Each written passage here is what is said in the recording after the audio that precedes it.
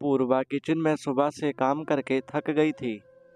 कितना भी काम कर लो, इनके काम खत्म ही नहीं होते। माँ जी को नहीं होता कि वो आकर मेरी थोड़ी मदद ही कर दें। सुबह से काम करके मरे जा रही हूँ। इन लोगों की फरमाइशें खत्म ही नहीं होती। कभी नाश्ता बनाओ, कभी कपड़े धो, तो कभी बच्चों को तैयार करो। मेरी ज़िंदगी इसी सब चीज़ों में तबाह हो चुकी है। कोई मेरे बारे में बिल्कुल नहीं सोचता। खुद पर आए तब इनको पता चलेगा। क्या हुआ बहू, क्या हुआ खुद को? मैं बक बक किए जा रही हूँ। कुछ नहीं मम्मी जी, बस ऐसे ही। अच्छा ठीक है। हे भगवान, जल्दी से मेरी एक देवरानी आ जाए तो मेरा काम थोड़ा आसान हो जाएगा। थोड़ा तो काम का बोझ कम हो जाएगा। देवर जी, एक बात बोलूं? शादी करने का कब का इरादा है? अरे भाभी, अचानक मेरी शादी की बात क्यों पूछ रही हैं? अरे देवर जी, अब आपकी उम्र हो गई है शादी करने की। अब जल्दी से मेरे लिए एक प्यारी सी देवरानी ला दीजिए। हम भी खुश और आप भी खुश। सही कहा ना? वैसे आपकी नज़र में कोई लड़की है तो बताइए। मेरे कहने का मतलब है, आपको कोई लड़की जो पसंद हो उससे शादी की बात की जाएगी।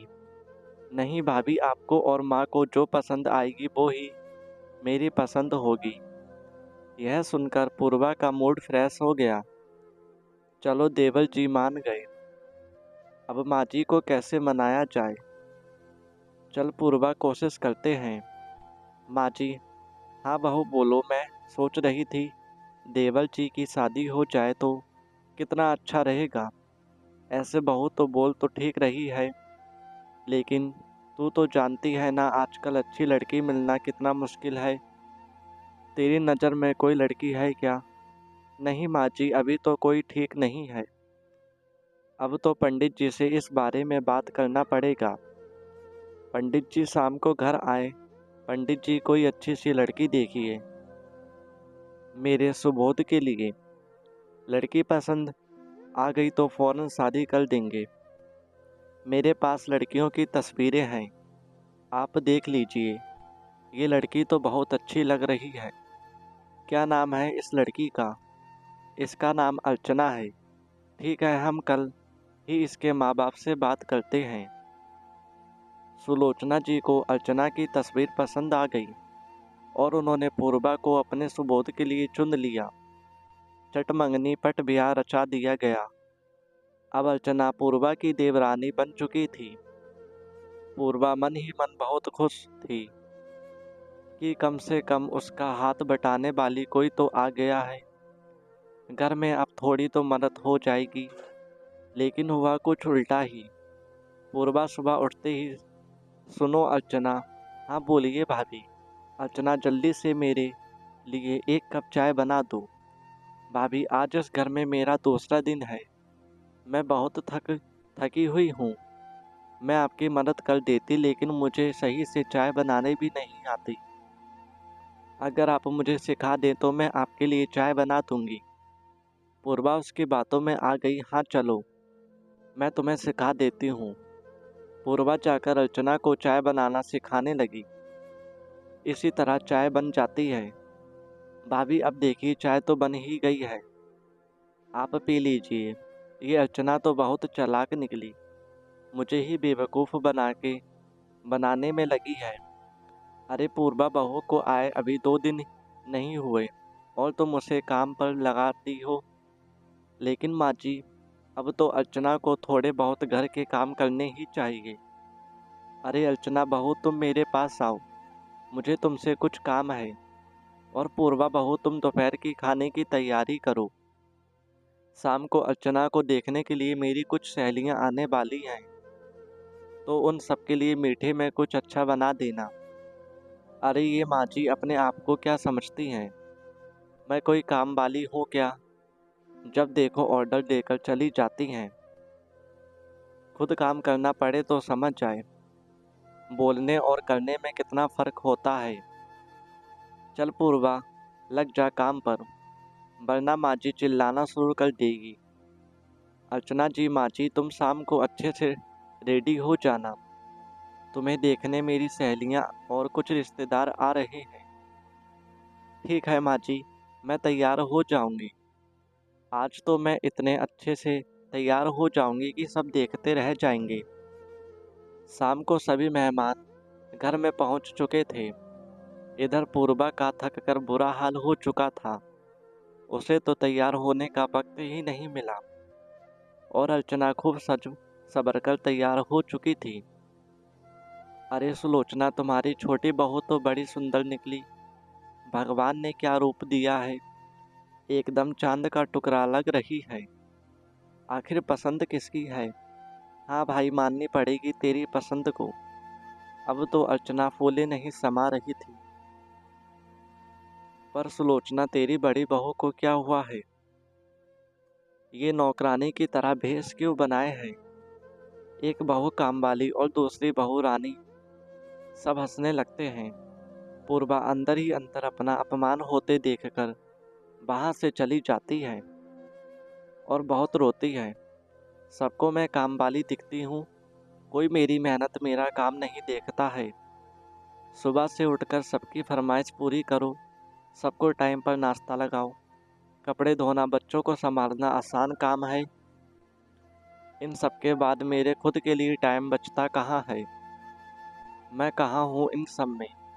पर मुझे खुद के लिए कुछ ना कुछ करना ही होगा। बस बहुत हो गया, सबकी अकल ठिकाने लगानी पड़ेगी। पूर्वा ने ठान लिया कि सबको सबक सिखाकर रहेगी। सुबह सुबह आ माँ जी, क्या हुआ?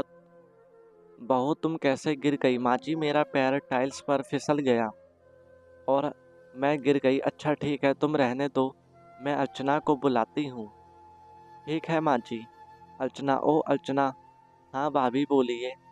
अर्चना, मेरे लिए नाश्ता ला दो। भाभी मैं आपके लिए नाश्ता ला देती, लेकिन मुझे तो बाहर जाना है, काम से मैं लेट हो जाऊंगी। लेकिन अर्चना, तुम देख रही हो कि मेरे पैर में चोट आई है, मैं कैसे लेकर आऊं? तुम इतना भी हेल्प नहीं कर सकती हो? अच्छा ठीक है, मैं लाती हूँ। ये मैं कहाँ फंस गई? अर्चना बहू, आज से किचन और बाकी सारी चीज़ों की जिम्मेदारी तुम्हारी है। लेकिन माँ जी, लेकिन बेकिन कुछ नहीं। तुम देख रही हो ना कि पूर्वा बहू के पैर में चोट आई है। माँ जी, पर मुझे कुछ काम से बाहर जाना था। वो अपना प्लान कैंसिल करो। घर के काम कौन करेगा? इतने दिनों से तू बची हुई थी। अर्चना, अब कैसी बचेगी? पूर्वा मन ही मन खुश हो रही थी। अब तुम लोगों का दिमाग ठिकाने लगेगा। माँ जी, मुझसे अकेले इतना सारा काम नहीं हो पाएगा। अर्चना अपनी सारे सास से बोलती है, इतना काम नहीं हो पाएगा का क्या मतलब है? माँ जी, आपको मेरे हर काम में हाथ बटाना पड़ेगा। मैं इतना काम अकेले नहीं कर सकती, मुझे आदत नहीं है। अरे ये तो अर्चना बहू बहुत चालाक निकली। अच्छा चलो, तुम्हारी मदद करवा देती हूँ। अब दोनों सास बहू मिलकर काम करते हैं। अरे बहू, मैं थक चुकी हूँ, मेरे से इतना काम नहीं हो पाएगा। मैं तो जा रही हूँ आराम करने, बाकी का काम तुम देख लो। अरे माँ जी, अभी कहाँ, अभी कपड़े धोने बाकी हैं और झाड़ू लगाना बाकी है। बहू, तुम्हें शर्म नहीं आती अपनी सास से ये सब कहते हुए? माँ जी, घर के काम में शर्म कैसी? मदद करने से काम जल्दी हो जाएगा और हमें टाइम भी मिल जाएगा। अपने लिए दोनों सास बहू काम करके बुरी तरह से थक चुकी थीं। सुलोचना मन ही मन सोचती कि अकेले पूर्वा बहू पूरा घर कैसे संभाल लेती थी। वो भी तो कितना थक जाती होगी। कभी उसने कोई काम के लिए ना नहीं कहा।